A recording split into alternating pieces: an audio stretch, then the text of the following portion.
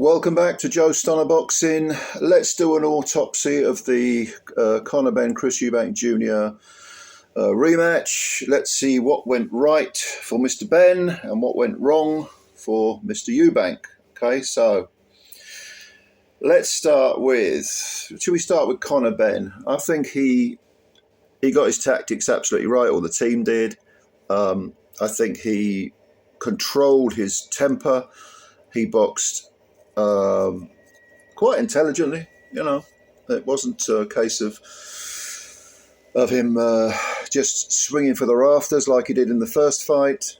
And you could see, I said this in my post-fight review, that you could see there were little times, just a few little pockets early on where he was desperate to sort of start slinging those bowling ball overhand rights and basically reverting to type, which, had he had any kind of heat on him, put on him, which Eubank Jr. couldn't manage, then he might have done that. He might have just gone hell for leather again. You don't know. It's extremely difficult. For some fighters, just about impossible not to revert to type if you're under pressure. But of course, he wasn't under any pressure. And he did box very, very well. We have to give him a lot of credit for that. Excuse me.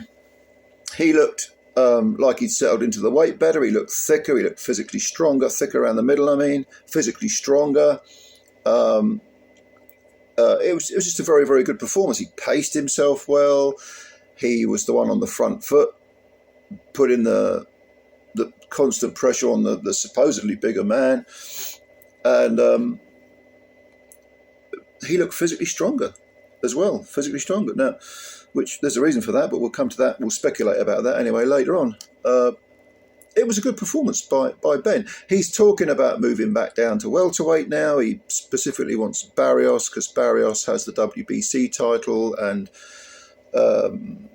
one of the belts that Conor's father, Nigel, had was the WBC super-middleweight title. I think he made 8 defences offhand, I'm thinking. So yeah, like father, like son, he wants to emulate his dad and all that. Yeah, I think 147 is going to be a bit of a struggle. I think he would need time for his body to adapt to the lower weight. I don't think it's just about taking weight off. You have to settle in. This is why fighters that go up and down in weight, they lose, years off their career and they end up being shot before their time. So perhaps he'll stop off at 154, mate. I don't know. I mean, the opportunities are going to be there because he's got Hearn in his camp and he's backed by Matchroom, and these 2 fights have raised his stock. He's got a lot more respect put on his name now than he did have. So we shall see, as the saying goes. As far as Chris Eubank is concerned, now I don't want people to think I'm disrespecting Ben and his win, okay? Because he won fair and square. If you get into that ring, regardless of what you've got going on outside the ring, the build-up and so on, if you get in that ring, you have to own it.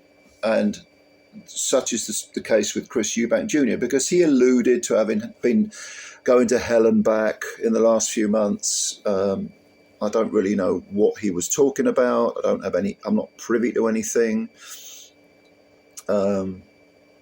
Certainly from the word go, he seemed flat, to put it mildly. I'd say more than flat, actually. I would go as far as to say he looked like someone who was just completely weight drained, completely dead at the weight. He had no energy, no physical strength. There was no snap, no speed to his punches. You could hear Bomac saying, jab, jab, go to the jab. Bomac was chatting things from ringside, probably out of frustration eventually.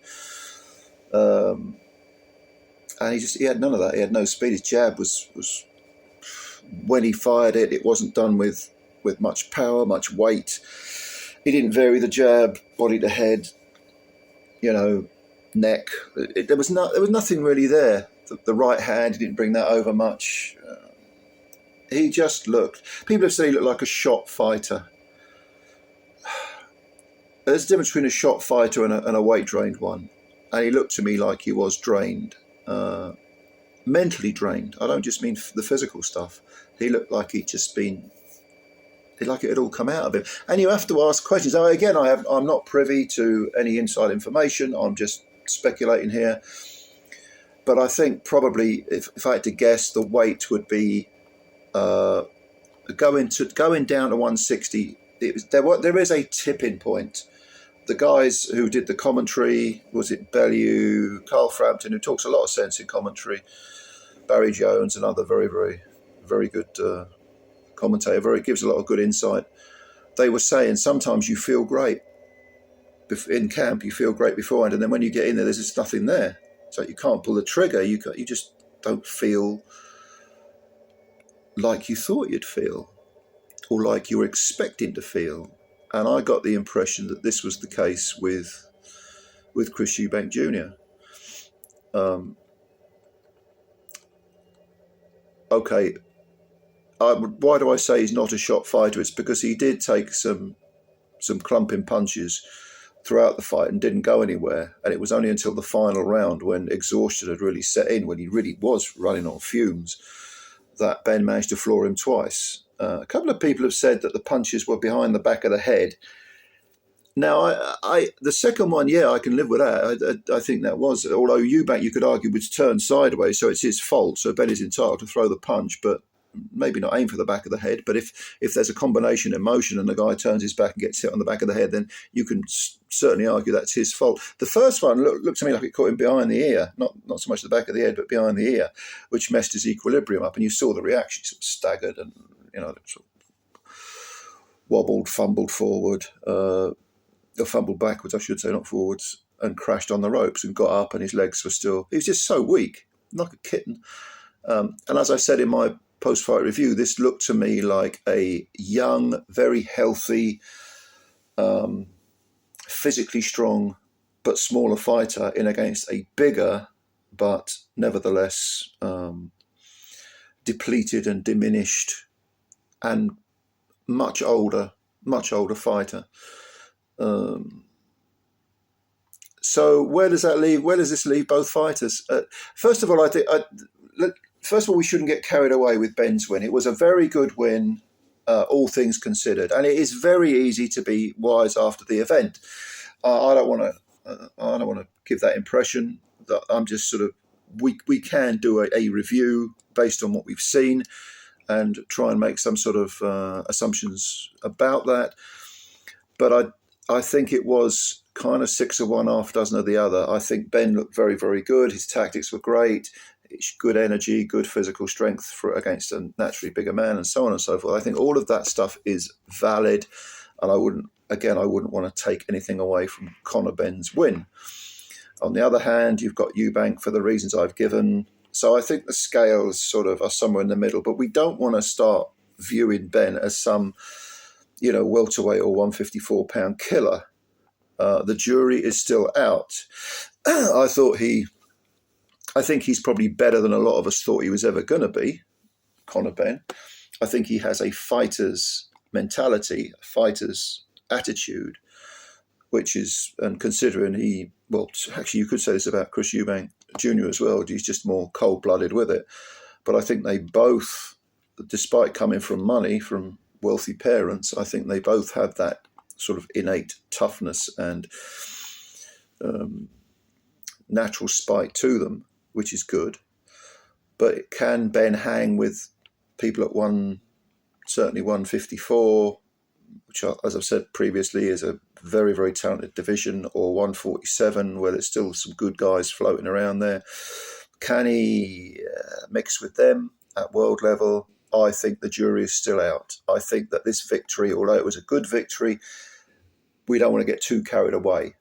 I'm not saying it flatters to deceive, but again, we don't want to sort of make the presumption that beating a drained and depleted Chris Eubank Jr. fighting at an unnatural weight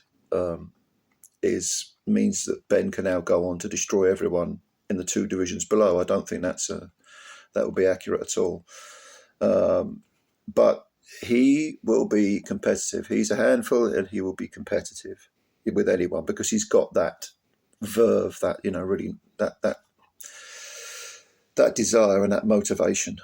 And that's something that the Ben team deserve a lot of credit for, because they diminished that they diminished his desire to just go swinging, but they didn't take away that anger and that spite and that nastiness. That was still there. It was just controlled much, much better.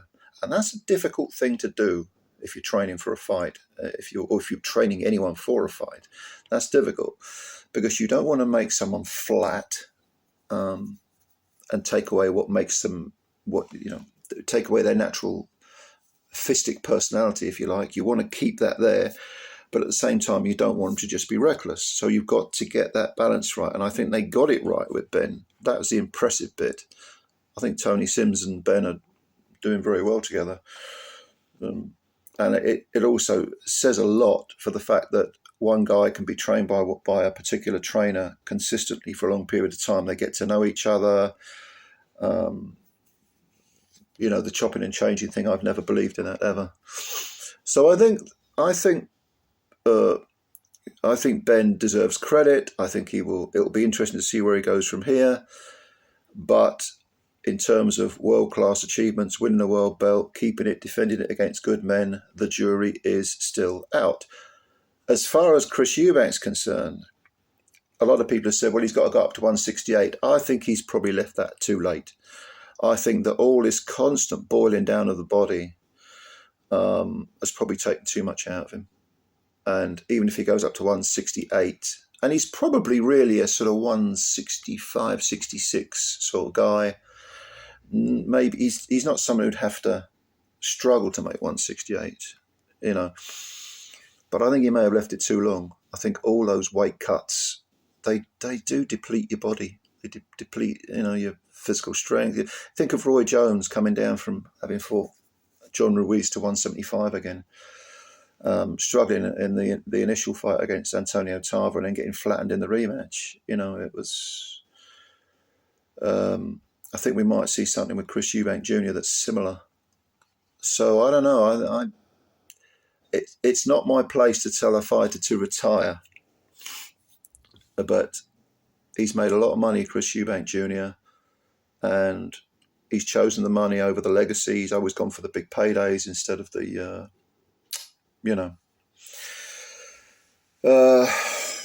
instead of the top opponents, the top fighters. Maybe it is time for him to walk away.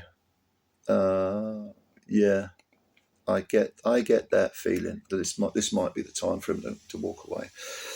But it's not for me to say, is it? If he does continue up at the bigger weight, I mean, he's certainly at 160, he'll get smashed right through by. And it's not a deep division 160 at the moment. There are a few good fighters there, but it's not one of the. Even though it is one of the original 8 divisions and has been one of the glamour divisions throughout the decades, over the last at least 100 years, before more than that, probably about the last 130 plus years, it's been a glamour division. Nevertheless, now it's got a bit of a lull. I still wouldn't fancy Eubank's chances of picking up a world belt. 168. I mean, the belts are going to go up in the air, aren't they, when Bud chucks them up in the air. And no doubt Canelo will pick one of them up, and Hamza Shiraz is going to be in the mix for one of them, and because of the connections they've got, and possibly Eubank. But I'm really not sure. I think he's probably done, a lot closer to the end of it, a lot closer to finishing than to having any chance of being sort of reborn or having an Indian summer of his career. And I really think it's all that constant jumping up and down in weight. I mean, 4 or 5 years ago, he was fighting at 168. 6, 7 years ago, 168. Now then he came back down to 160. I never ever thought it's healthy, but I guess you never know, do you? You never know. Maybe he can turn it around again. I really don't know. Anyway, what do you think? What do you think? As always, I ask for your opinions. Please leave them in the comments below. And if you like this video, hit the like button. If you didn't like the video, hit the down button, but preferably hit the like button. And also, subscribe to the channel. Spread the word about Joe Stunner Boxing. I always appreciate your support. As I keep saying, it's absolutely true. Thank you very much. All right, ladies and gentlemen, I'm looking forward to reading your take on things. The autopsy is over, and I'll catch you later. Bye for now.